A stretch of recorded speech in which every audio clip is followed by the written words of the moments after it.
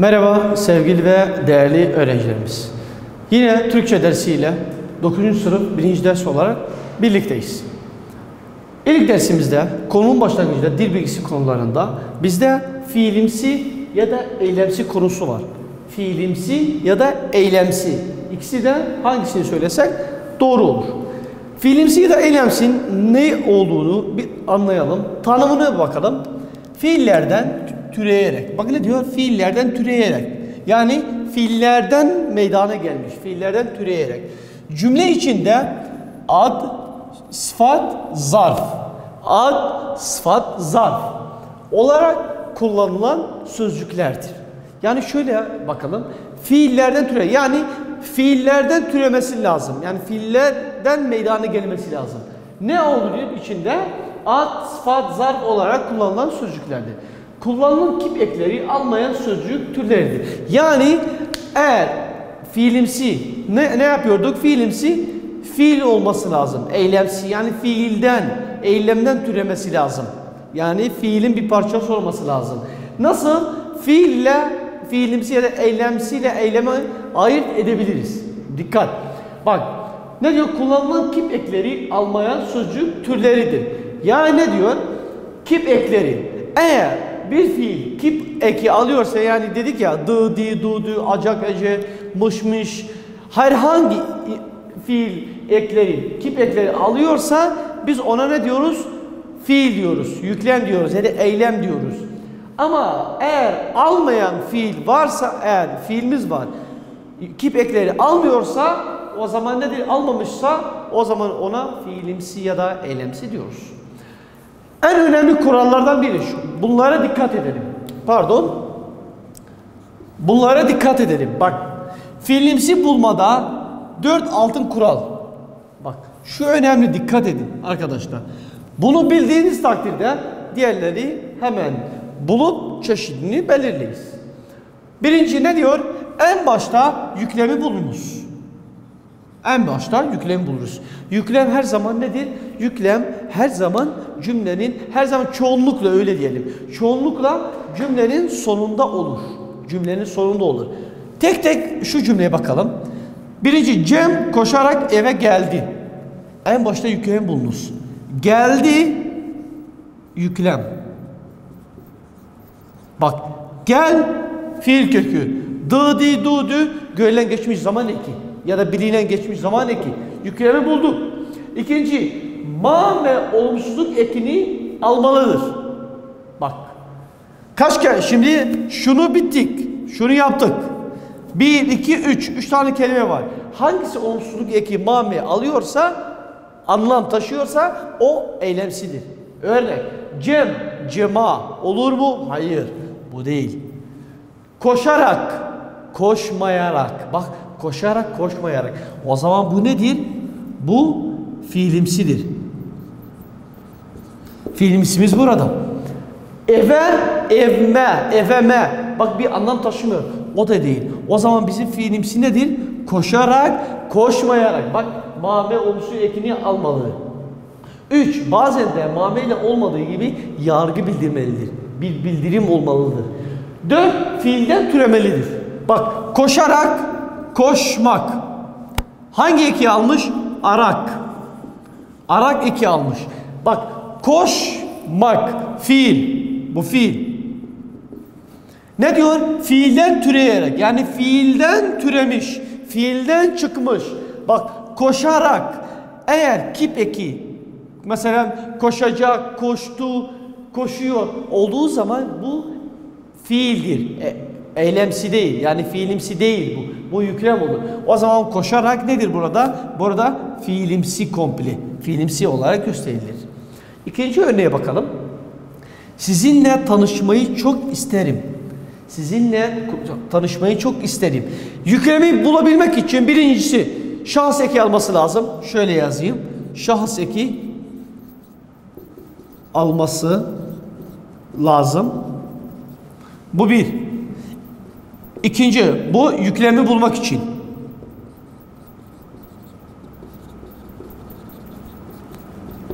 Yüklemi bulmak için ne yapmamız lazım? Birinci şahıs eki alması lazım. İkincisi kip eki Kip eki alması lazım. Bu iki olduğu zaman hemen o nedir? Ona biz yüklem diyoruz. Çoğunlukta ne olur? Cümlenin sonunda gelir. İsterim. Bak isterim. İsterim. İsterim. Bu bir. Bak şahs eki. İstemek. Re geniş zaman eki. Bunu 8. sınıfta aldık. Geniş zaman eki. İstemek fiil kökü. Re geniş zaman eki. İm şahıs eki. O zaman biz buna ne diyoruz? Biz buna yüklem diyoruz. Biz buna yüklem diyoruz. Gelelim sizinle tanışmayı çok. 3 tane kelimemiz var. Fiilimsi hangileri? Bak. En başta yüklem bulduk. Mame olumsuz ekini almalıdır. Sizinleme olmaz. Tanışmayı, tanışmamayı. O zaman fiilimsi burada. Bazen de birden fazla fiilimsi cümle içinde bulunur. Ona dikkat edelim. Yargı bildirmelidir. Fiilden türemelidir. Tanışmayı, tanışmak, fiil. Tanışmak burada. Ne almış? Mayı. O zaman ikisini bir arada topladığımız zaman buna biz ne diyoruz? Fiilimsi ya da eylemsi diyoruz. Bu şekilde fiilimsi, eylemsini bulup çıkartıyoruz. Çıkardıktan sonra fiilimsi ve eylemsiyi çıkardıktan sonra bizde belli çeşitleri var. Bak fiilimsi, eylemsi çeşitleri. Şimdi birincisi ne dedik? En başta yüklem bulunuz. Mame olumsuz ekini almalıdır. Yargı bildirmelidir. Fiilden türemelidir. Bunu bildik. Gelelim eğer bulduğumuz zaman hangi çeşit olduğunu ona bir bakalım biz. Bizler fiilimsi, eylemsi çeşitleri. Birincisi isim fiil. İkincisi sıfat fiil. Üçüncüsü zarf fiil. İsim fiil, sıfat fiil, zarf fiil. Üçe ayrılır. İsim fiildeki olan ekler hangileridir? Bak sizin için kolaylık olması için mayışmak. Bak mayışmak. Ne anlama geliyor bu? Mesela hangi ekleri alır? Me. Bu bir. Iş, iş, uş, üş. Başka? Mak, mek. Bu fiiller, bu ekler olduğu takdirde biz ona ne diyoruz? Biz ona isim fiil diyoruz. İsim fiil diyoruz. Mesela ne diyorduk? Tanışmayı örneğin. Tanışmayı. Tanışmayı bir eylemsidir. Bu bir fiilimsi. Şöyle diyelim. Bu fiilimsidir. Ama hangi çeşit fiilimsidir? Bak fiil kökü nedir bunun? Fiil kökü tanış. Ne almış burada? Tanışmak. Mame almış. Mame almış. Mame olduğu zaman bak tanışma, eğer mayışmak, bak mayışmak fiili böyle bir aynı fıstıkçı şahap ya da ketçap gibi kısaltılmış ekler olduğu zaman mayışmak varsa biz buna ne diyoruz? İsim fiil. Bak tanışmayı, mayışmak, bak burada ma var. O zaman bu nedir? Buna biz isim fiil diyoruz. Biz buna isim fiil diyoruz. İkincisi sıfat fiil. Bak sıfat fiil. Kolay ezberlemesi için eklerin. Bak şöyle. Annesi mezar dikecekmiş. Annesi mezar dikecekmiş. Öyle bir yani güldürebiliyor ama böyle sizin için daha kolay ekleri ezberlemek için. Yani örneğin ne gibi? An, en, ası, esi, maz, mez, ar, er, dıkça, dikçe, dıkça, dikçe ve şurada dıkça, dikçe, acak, ecek, acak, ecek, mış, miş, mış, miş, muş, bir de müş şeklinde oluyor. Yani bunların hepsinin teker teker eklerini alacağız. Üçüncüsü nedir? Zarf fiil. Yani eğer isim fiil mayışmakla ünlü, sıfat fiil annesi mezar dikecekmiş ile ünlü. Eğer bu ikisi değilse o zaman nedir? Zarf fiildir. Bak. İsim fiil mayışmak. Sıfat fiil annesi mezar dikecekmiş şeklinde ekleri. Eğer sıfat mayışmak değilse, annesi mezar dikecekmiş değilse o zaman nedir biz? Biz ona zarf fiil diyoruz. Burada fiilimsinin çeşitlerini böyle sadece konu başlıkları aldık. Bu sefer detaylarına ilk önce isim fiili birlikte alalım.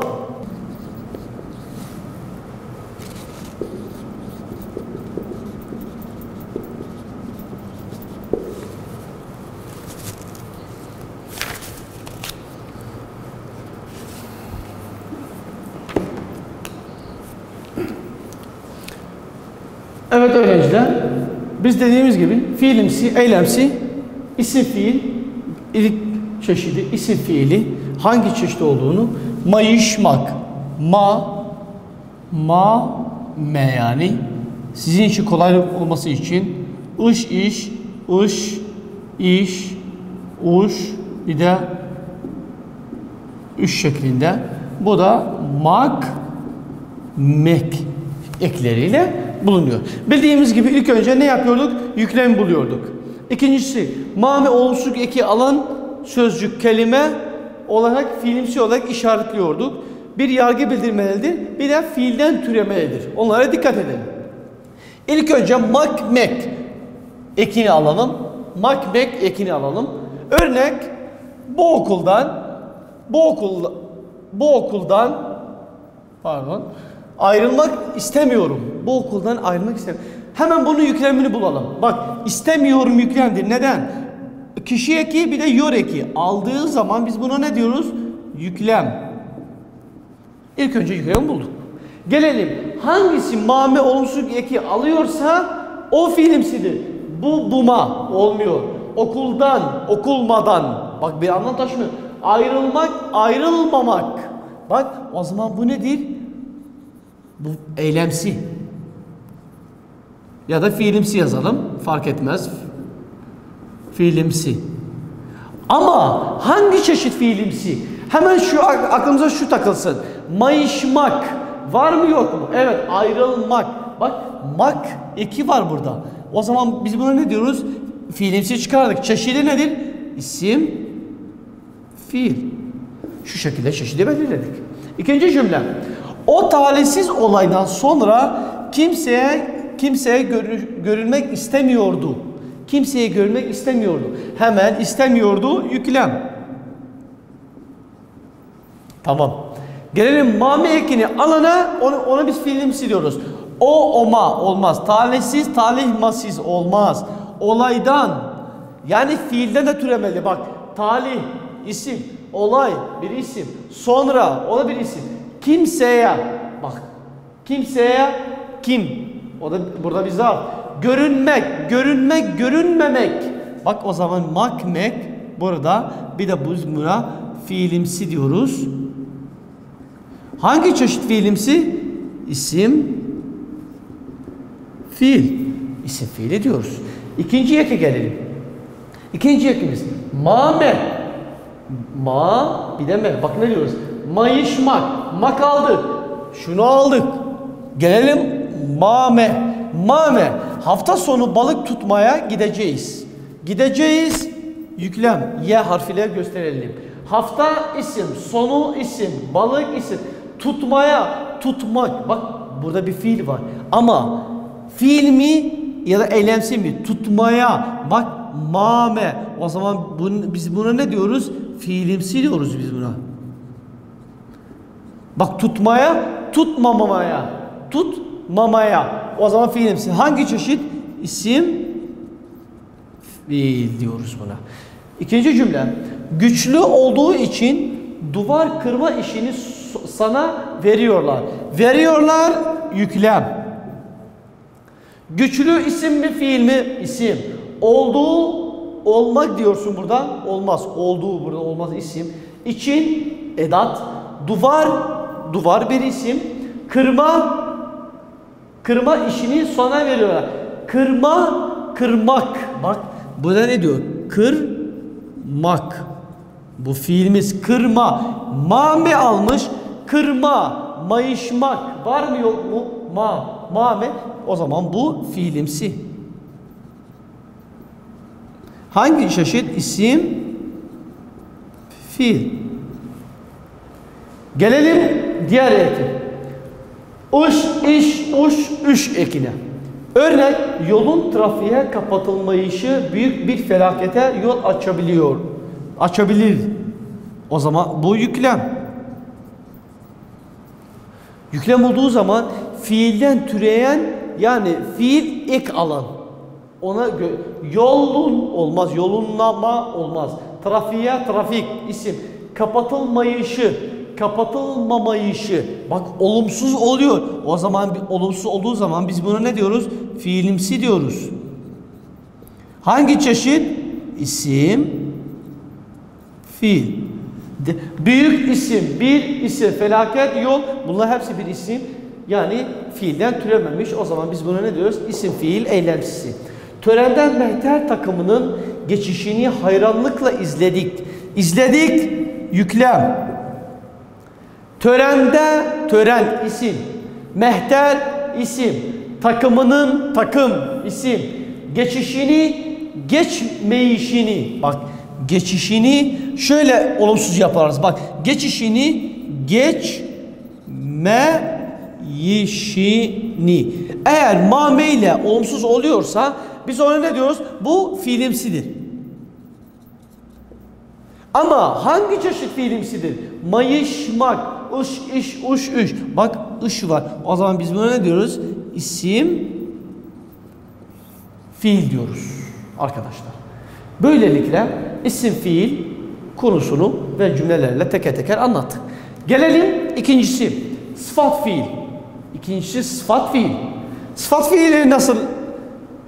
Anahtar sözcüğümüz neydi? Annesi mezar dikecekmiş.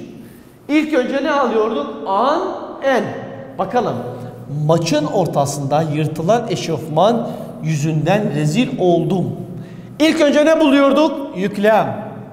Çok güzel. Yüklem bulduk. İkincisinde mame olumsuz ekiyle yapılıyorsa o eylemsidir. Maçın ismi, fiil mi? İsim. Bak bunlar bir isim. Olmaz. Ortasında isim. Yani fiilden türememiş. Yırtılan, bak yırtılmak. Yırtılmak. Ne almış burada? An, en almış. Annesi mezar dikecek. Annesi. O zaman nedir bu? Biz buna fiilimsi diyoruz. Hangi çeşit fiilimsi? Sıfat fiil. Sıfat fiil. Denizden kaybolan balıkçı 2 gün sonra bulundu. Bulundu, yüklem. Gelelim mame olumsuzluk ekiyle fiilimsiyi bulalım. Denizde, denizmede, kaybolan, kaybolmala olmaz. Balıkçı, isim, 2 gün, isim, sonra. Hangisi burada, orada? Kaybolan, kaybolmak. Kaybolmak, bu fiil. An, en, sıfat, fiil eki. Annesi mezar dikecekmiş. Bak hemen aklınıza gelsin. İsim fiilde mayışmak, yani ışmak. Bu ya araya kaynaştırma gibi, sizin için dilinize daha kolay söylemeniz için oraya koymuşuz. Daha doğrusu ışmak bu olur. Burada kaybolan bu fiilimsi. Hangi çeşit? Sıfat, fiil. İkinci eke bakalım. Bak an, en aldık. Gelelim aslı, esi. Aslı, esi. Kazadan sonra acınası bir hale düşmüş. Düşmüş nedir burada? Yüklem. Düşmüş yüklem. Kazadan, kaza fiilden türemiş mi? Hayır. Sonra? Hayır. Acınası. Acınmak. Bak acınmak. Bu fiil kökü. Ne almış? Ası esi. Annesi. Annesi. Burada o zaman ne diyor bu? Fiilimsi. Nedir? Sıfat. Fiil. Sıfat fiil. Burada cümledeki fiilimsi hangisi? Acınası. Çıkarttık. Hangi çeşit? Sıfat fiildir. Elleri kırılası çocuklar kediyi ne hale getirmişler? Getirmişler nedir? Yüklem. Getirmişler yüklem. Gelelim eylemsi, fiilimsi bulalım. Elleri kırılası, kırılmak. Bak kırılmak. Hangi eki almış? Ası esi ekini almış. O zaman burada nedir bu? Eylemsi ya da fiilimsi. Hangi çeşit fiilimsidir? Sıfat fiil. Sıfat fiil çeşittir. Çocuklar kediyi ne hale getirmişler? Devreden normal olarak. Evet öğrencilerimiz aynı şekilde sıfat fiilin, isim fiilin anlattık. Sıfat fiili de eklerin devamı. Sıfat fiilde biz dediğimiz gibi neyle biliyorduk? Anahtar kelimemiz neydi? Annesi şöyle mezar dikecekmiş. Allah korusun. Öyle anahtar bir kelimemiz var. Sizin için daha kolay olması için. İlk önce bize ne vardı? Ekleri yazdık. Devam olarak mazmez. Mazmez geniş zaman olumsuzluk ifade eder. Bak örneğin patates yanmaz tavada kızartalım. Kızartalım bu yüklem. İlk önce yüklemi bulduk biz. Yüklemi bulduktan sonra gelelim eylemden, fiilden türeyen kelimelere, sözcüklere dikkat edelim. Olumsuzluğu yapalım. Patates, patates isim. Yanmaz, yanmak. Bak yanmak, yanmaz. Mazmez almış. Biz ona ne diyoruz? Fiilimsi. Bak olumsuz oluyorsa fiilimsi. Ne, hangi çeşit? Sıfat fiil. Sıfat fiil. Tavada isim. Seninle artık dönülmez bir yola çıktık. Çıktık yüklem. Çıktı yüklem. Seninle olmaz. Artık olmaz. Dönülmez. Dönülmez. Bak. Dönülmez. Mazmez. Annesi mezar. Mez. Bak mez olduğu için biz buna ne diyoruz? Fiilimsi. Hangi çeşit? Sıfat fiil. Sıfat fiil bir yola isim. Diğer eke bakalım. Diğer ekimizde nedir? Diğer ekimizde re, ar, er, ır, ir, ur, ür. Örnek. Güler yüzlü insanları severim. Severim yüklem. Güler, gülmek. Bak gülmek. Annesi mezar. Bak ne diyor? Mezar. Ar. Burada inceleşmiş şekilde er. O zaman bu nedir? Gülen gülmez. O zaman fiilimsi. Hangi çeşit? Sıfat fiil çeşidi. İnsanları severim.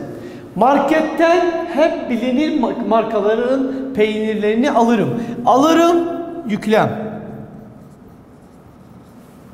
Market isim, hep isim. Bilinir, bilinmek. Bilinmek. Bak şurada şöyle yazayım. Bilinmek. Bilinmek. Hangi eki almış? Bilinir, bilinmek. Ne hangisini almış? İr. İr nedir? Mayışmak. Var mı? Yok.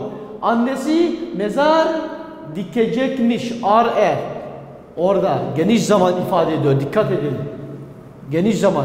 Ar er dediğimiz zaman geniş zaman. Yani re, ır, ir, ur bir de ürü de alır. Geçen senelerde aldık geniş zaman.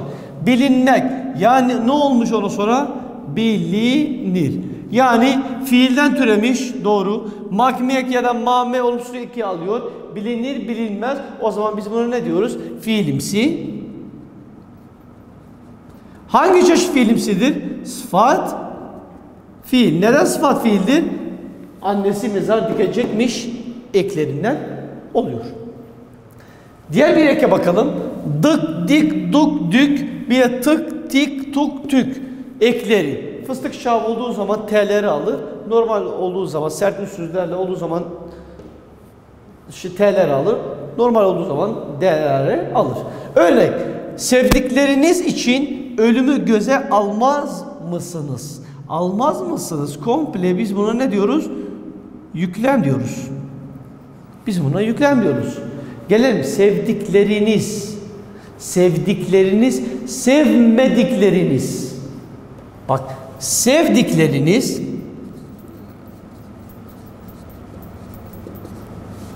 olumsuz yapalım. Sevmedikleriniz.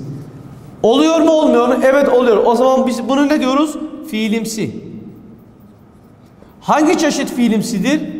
Sıfat. Neyle biliyoruz sıfat fiili? Annesi mezar dikecekmiş. Dik sıfat fiil. İçin ölümü göze almaz mısınız? Diğer bir cümleye. Çektiğimiz öz çekimler selfie yani hepsi silinmiş. Silinmiş yüklem oluyor. Çektiğimiz, çekmediğimiz oluyor. Oluyorsa biz buna ne dedik? Fiilimsi. Hangi çeşit fiilimsi? Sıfat fiil. Nereden bildik sıfat fiildir? İsim fiil değildir. Çektiklerimiz, çektiğimiz. Tığı yumuşak ya burada. K normalde K. Şu şekildedir. Şu şekildedir. Dık dik duk dük tık tik tuk tük o zaman annesi mezar dikecekmiş eklerinden içinde bulunuyor. Gelelim bir başka eke. Acak ecek. Acak ecek.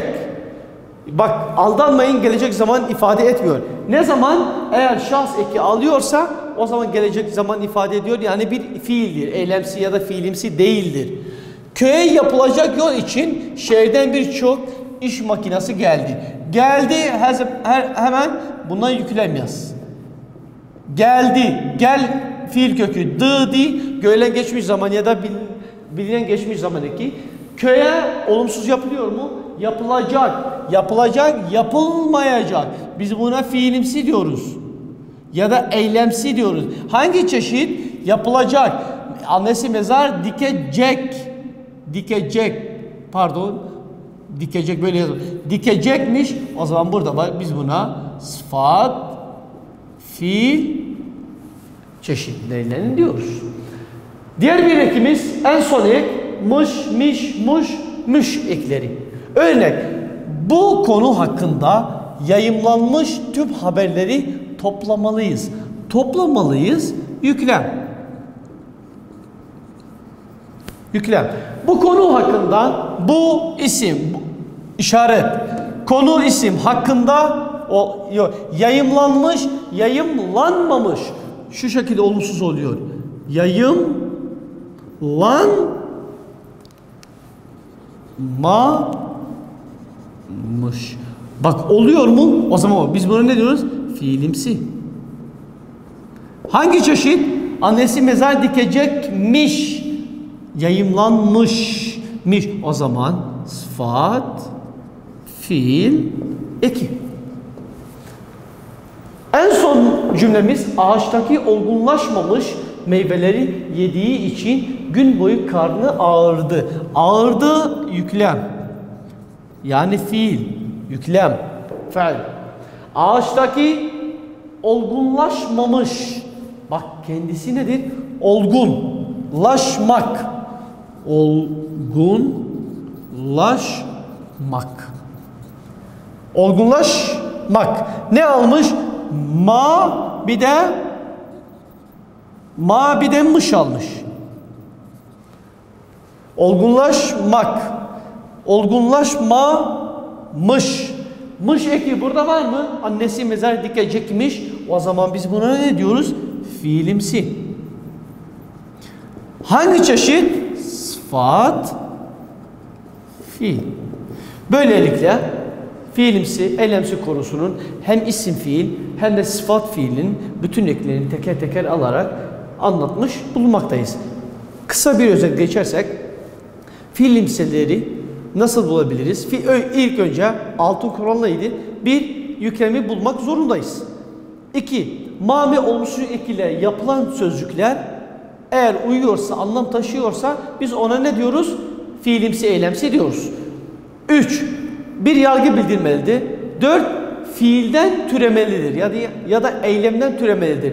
Eğer fiille ya da fiilimsiyi ayırt etmek için fiiller kip eki alırlar. Yani görülen geçmiş zaman, bilinmeyen geçmiş zaman, geniş zaman, istek kipileri, kip ekleri alıyorsa biz buna fiil diyoruz. Eğer almıyorsa ama yine de fiilse biz buna fiilimsi diyoruz. İsim fiili bulmak için ma, ış, mak kısacası eklerle bulunur.